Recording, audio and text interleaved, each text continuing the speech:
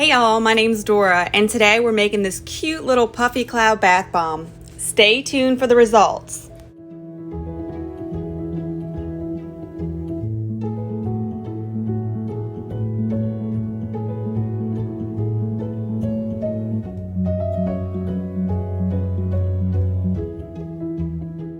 This puffy cloud was made with a cookie cutter, and working with cookie cutters can be challenging, especially if you've never done it before. So I'm going to be sharing 4 crucial tips with you throughout this tutorial.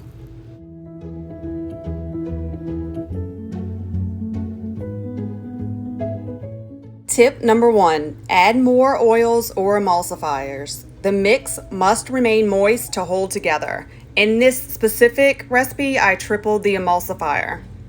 I conducted 4 separate experiments with my normal recipe, and in each of them, my first bomb always came out, and that's if I made it quick enough, but my second one crumbled to pieces every single time. I also tried spraying alcohol and witch hazel. This was a disaster. But to be honest, this solution rarely works for me, which is odd because it seems to work for everyone else. So far, adding more emulsifier has worked the best.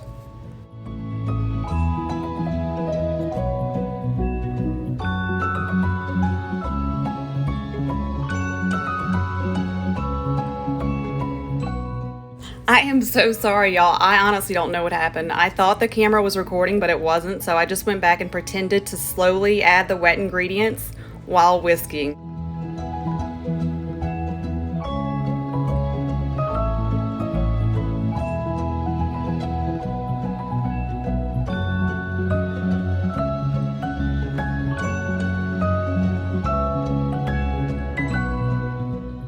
This step is optional, and I forgot to do it, but for added interest, take a small amount of the blue mix and intensify the color.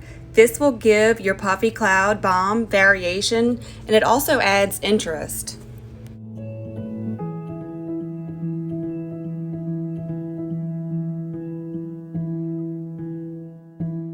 Tip number 2, use a simple cookie cutter. Do not use one with lots of shapes or intricate details. Believe me, this is going to be almost impossible to unmold with all the features still intact.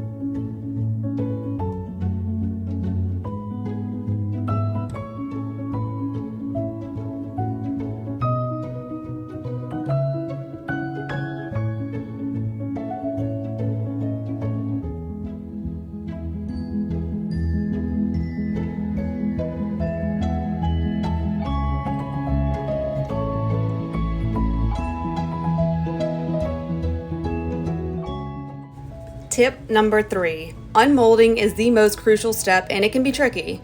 So to ensure a perfect bomb, it's best to have a cardboard cutout of the cookie cutter, so when you unmold it, all the surface area is being pushed down on evenly. I didn't use one here, but I did for my other video, and to check that out, hit the icon.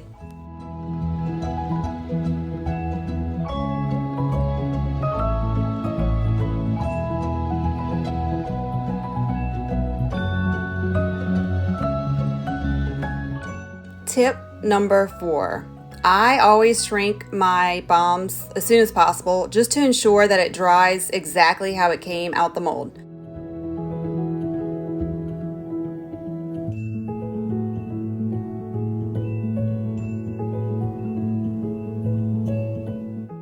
Due to the extra emulsifier that I added, this bomb was much heavier than normal, which is why it sank. And this is also the reason it's foaming and not doing much fizzing or bubbling.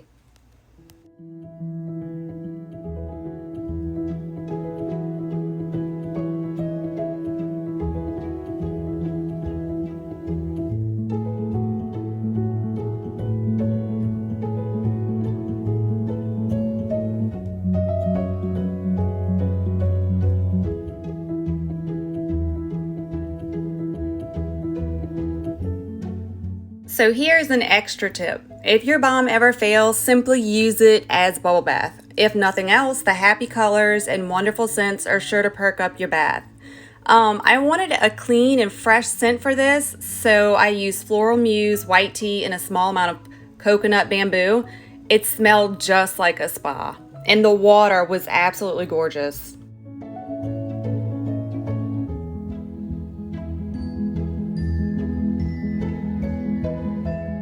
Thank you guys for watching. I hope you enjoyed the video. If you make this balm or any other cookie cutter bath bomb, I'd love to see pictures.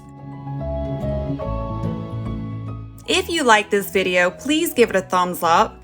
And if you found it helpful or inspiring, you should subscribe. Don't miss out on weekly creative bath videos. Also, the supplies used in this video will be linked in the description.